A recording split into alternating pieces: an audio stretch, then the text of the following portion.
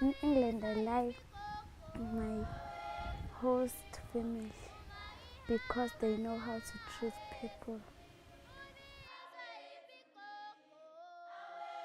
I think a big thing to remember is that the kids are so far from their families, so we need to be their family in the UK for them, because some of them, the girls we have now, they're 10 years old.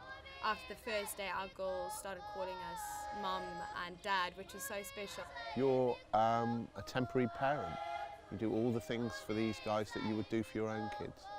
I found the support really amazing, having the Facebook page where you can communicate, and we were given a really clear timetable. It's been really clear what was expected of us.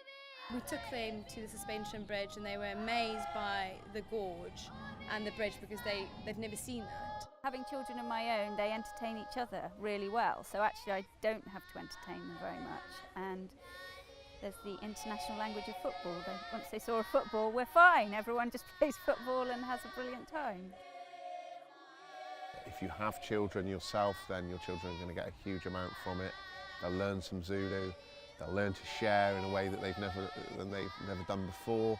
But they'll learn a lot about themselves as well, and they'll grow up and they'll see the differences, the cultural differences, but also how similar children are on other sides of the planet, and that's a really important lesson. And you learn so much as well. I felt like a new parent again, and that bit I found incredibly entertaining. If you see what I mean, I left the house without my phone and keys and everything.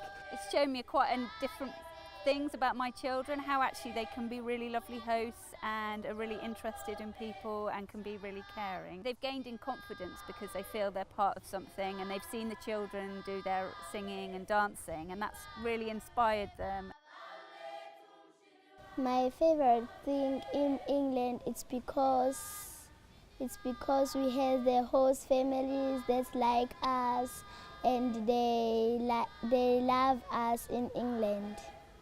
It's been an amazing experience for my children and for me. For our youngest, he said on the second day, I've got two more big brothers. There's no denying it's a commitment, but the rewards are hugely outweigh the commitment that you need to do. At the end of the day, if anyone's willing to do it, it's very heartwarming, it's very rewarding to do it. It doesn't matter if you live in a one-bed flat or in a 5-bedroom house. I just think if you're passionate about something like that, then it would be very, very rewarding to do it. And I think if anyone had to ask me to do it again, I'd love to do it again.